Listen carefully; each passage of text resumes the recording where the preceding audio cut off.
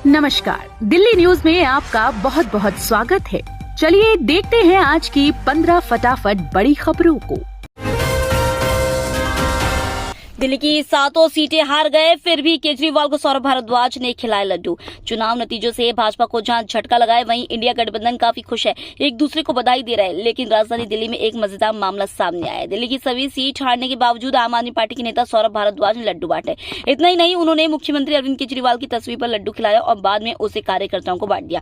इसे देखकर लोग हैरान रह गए। भाजपा को कम सीटें मिलने से आम आदमी पार्टी भी बेहद खुश है। उसके नेताओं ने प्रेस कॉन्फ्रेंस की और प्रधानमंत्री नरेंद्र मोदी का इस्तीफा तक मांग लिया।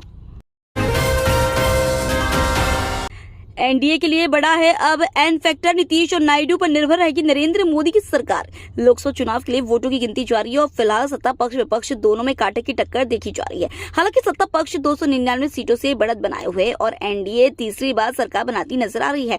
साल 2014 और 2019 में हुए लोकसभा चुनाव परिणाम के विपरीत इस बार भाजपा ने अब की बार 400 पार का जो नारा दिया था, वह बहुमत के लिए जरूरी जादुई आंकड़े से पीछे ही नजर आ रहा है। इस आंकड़े के बाद एक बात जो उभर कर सामने आई है, वो है एनडीए या नरेंद्र मोदी के लिए एन फैक्टर महत्वपूर्ण होने वाला है। यूपी की जनता ने कमाल कर दिया। राहुल गांधी ने अमेठी और बीजेपी को लेकर दिया बड़ा बयान। कांग्रेस दफ्तर में पार्टी अध्यक्ष मल्लिकार्जुन खड़गे और सोनिया गांधी व राहुल गांधी प्रेस कॉन्फ्रेंस कर रहे। कांग्रेस अध्यक्ष खड़गे ने कहा कि यह जनता की जीत है, ये लोकतंत्र की जीत है, पीएम नरेंद्र मोदी की यह नैतिक हार है। खड़गे ने कहा कि राहुल गांधी दोनों यात्राओं का असर हुआ है, तभी इंडियाई गठबंधन इतनी सीटें जीत रही है। उन्होंने कहा कि यह जनता को जीत है, विनम्रता से जनता का जनमत स्वीकार करते हैं। जनता ने किसी एक पार्टी को बहुमत नहीं दिया। कांग्रेस अध्यक्ष ने कहा कि पीएम मोदी को यह राजनीतिक और नैतिक हार है, नैतिक दृष्टि से बहुत बड़ा नुकसान हुआ है। जेल में रहते हुए इन उम्मीदवारों ने लहराया जीत का परचम। एक ने तो 2 बार के सीएम को हरा दिया। लोकसभा चुनाव 2024 के नतीजे सामने आने शुरू हो गए। इन नतीजों में जो सबसे हैरान कर देने वाली बात थी, वह यह कि कुछ उम्मीदवार जेल में रहते हुए भी सांसद का चुनाव जीत चुके हैं। इनमें 2 लोगों का नाम है जिनके चुनाव परिणामों ने सबको चौंका दिया। पहला नाम राशिद शेख का है, जिसने जम्मू कश्मीर में 2 बार के पूर्व मुख्यमंत्री उमर अब्दुल्ला को हरा दिया। वहीं दूसरा नाम कट्टर खालिस्तानी समर्थक अमृतपाल सिंह का है।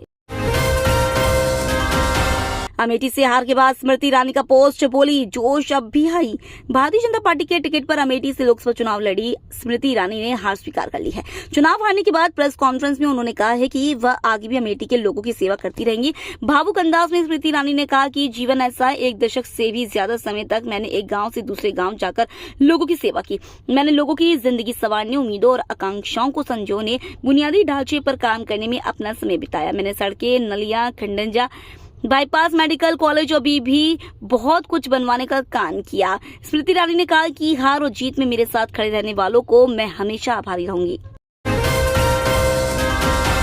हैदराबाद में ओवैसी का दबदबा कायम, 5वीं बार दर्ज की जीत। हैदराबाद में ओवैसी ने बीजेपी की माधवी लता को 3 लाख वोटों से हराया। 4 बार के सांसद और ऑल इंडिया मजलिस-ए-इत्तेहादुल मुस्लिमीन के प्रमुख असदुद्दीन ओवैसी ने हैदराबाद लोकसभा सीट से 5वीं बार बड़ी जीत दर्ज की है। उन्हें इस बार कुल 6,61,981 वोट मिले और उन्होंने बीजेपी की माधवी लता को 3,38,087 वोटों से हरा दिया। दरअसल हैदराबाद AIMIM का गढ़ है। यहाँ से ओवैसी 2004 से लगातार लोकसभा चुनाव जीतते आ रहे। इससे पहले ओवैसी के पिता सुल्तान सलाउद्दीन ओवैसी ने 1984 से 1999 तक लगातार 6 बार इस पद पर कब्जा किया। अपनी जीत के बाद प्रेस कॉन्फ्रेंस करते हुए ओवैसी ने कहा, मैं लोगों को धन्यवाद देना चाहता हूँ क्योंकि उन्होंने मजलिस को 5वीं बार सफलता दिलाई है। दिल्ली की सभी 7 सीटों पर बीजेपी का वर्चस्व कायम। दिल्ली लोकसभा चुनाव परिणाम के शुरुआती रुझान बीजेपी को राहत देने वाले रहे। बीजेपी यहां आपको सभी 7 सीटों पर पीछे छोड़कर आगे रहा। चांदनी चौक लोकसभा सीट पर भाजपा के प्रवीण खंडेलवाल 89,325 वोट से जीत गए हैं। उन्हें 5,16,496 वोट मिले। वहीं अन्य 6 सीटों पर भी जीत दर्ज कर ली है। दिल्ली में वोटों की गिनती के लिए 7 मतगणना केंद्र बनाए गए थे। राजधानी में इस बार 7 लोकसभा सीटों के लिए बीते माह 25 मई को 89,21,000 से अधिक मतदाताओं ने मतदान कर लोकतंत्र के इस महापर्व में हिस्सा लिया।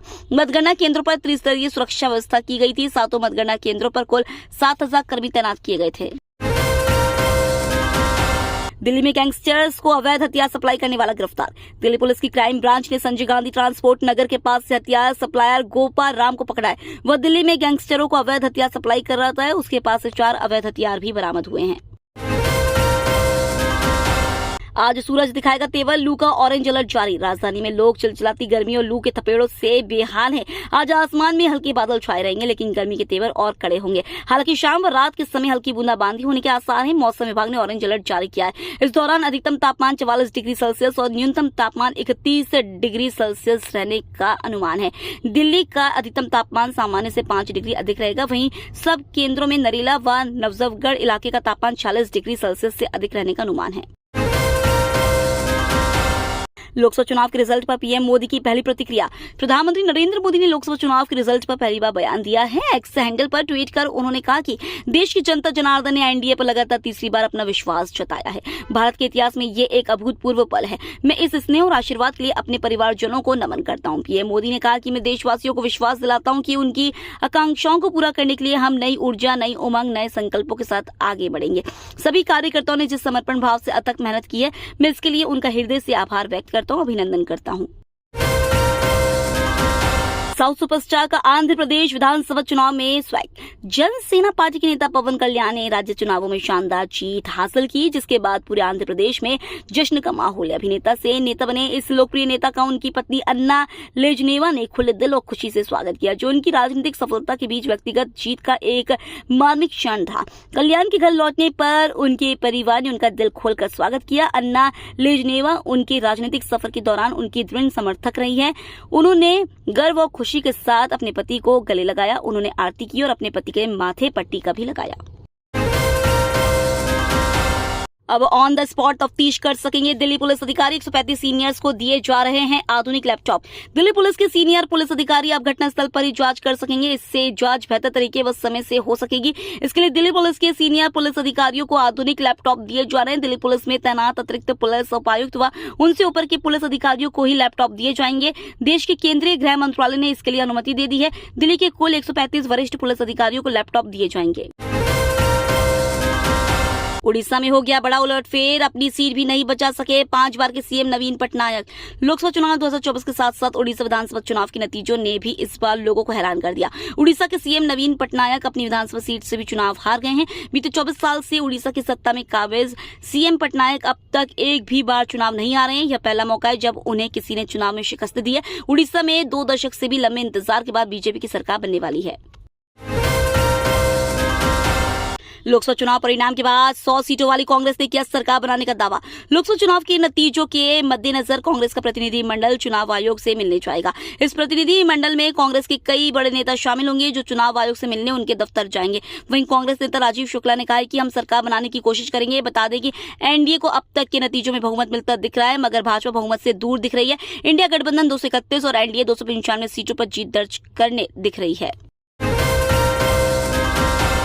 खतरनाक इमारतों का सर्वे 45% पहुंचा। इस तारीख तक होगा टारगेट पूरा। राजधानी दिल्ली में खतरनाक इमारतों को लेकर दिल्ली नगर निगम का मानसून से पूर्व सर्वे का कार्य 45% पूरा हो गया है। निगम के मुताबिक सभी 12 जोन में यह सर्वे किया जा रहा है। इसमें एमसीडी के इंजीनियरिंग विभाग के कर्मचारी इमारतों के बाहर और अंदर जाकर जांच कर रहे हैं। इसमें कुछ इमारतों के लिए मरम्मत के आदेश दिए गए हैं। सर्वे में निगम ने अन्य अधिकृत कॉलोनियों के साथ स्वीकृत और गांवों की इमारतों को भी शामिल किया है। उल्लेखनीय कि एमसीडी हर वर्ष यह सर्वे करती है। राजधानी में करीब 40 लाख इमारतें हैं जिनका यह सर्वे किया जाता है। तो ये थी आज की बड़ी खबरें। डेली खबरों से अपडेट रहने के लिए चैनल को सब्सक्राइब करना बिल्कुल न भूलें। धन्यवाद।